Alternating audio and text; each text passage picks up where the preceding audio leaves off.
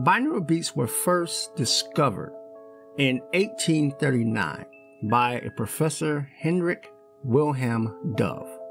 And what he discovered was if you play a frequency of, say, 300 hertz in one ear and 310 hertz in the other ear, then a binaural beat of 10 hertz will be produced. Now, the 10 hertz beat was actually created by your brain trying to make sense of the two different frequencies. So it was claimed that you could change your brainwave states up and down the scale by using a mixture of two different frequencies in each ear. And there is some truth to this.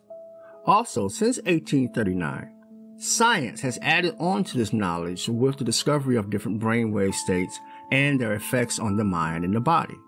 For instance, we know that the brainwave state of alpha and theta are produced during deep meditation and hypnosis. We know that the state of delta would usually put you to sleep.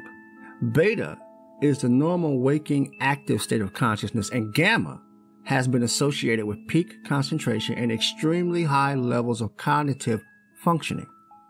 Now, this is pretty cool stuff, I have to say, and I've been using binaural beats and other brainwave technology now for over 10 years. I've bought and used products. I've bought my own software. I've made tracks and programs for myself and other people.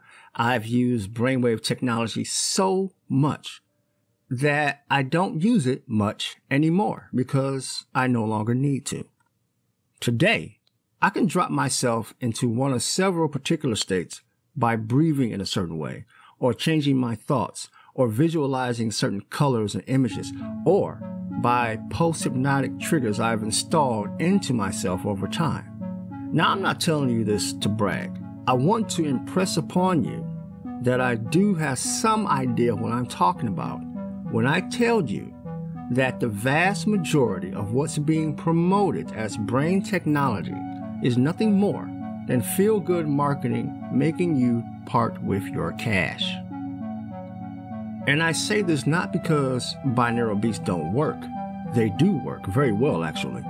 What I'm talking about are the claims coming from the alternative healing community that binaural beats induce bliss and meditation, creativity, and all other kind of desirable mental states.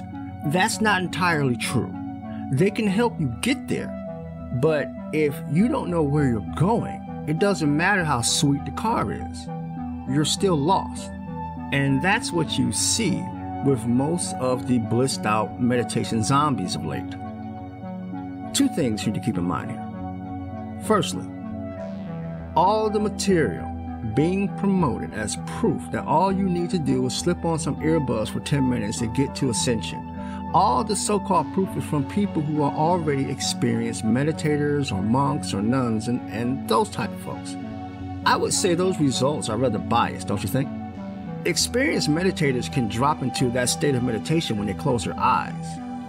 You know, I mean, it's almost an everyday occurrence for them. So whatever results you get from those people in that group will not be typical.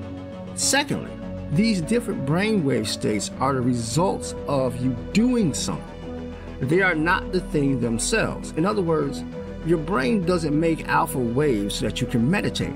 You get alpha waves from the act of meditating. The marketers got people looking through the telescope backwards, and they can get away with it because binaural beat music does make you feel something, even if it's just you feeling a bit loopy. So people who don't know any better think they are in the midst of a deep meditative experience. Really, they're just being foolish. And another sucker is born, another millionaire created, and the world keeps on moving. So be it.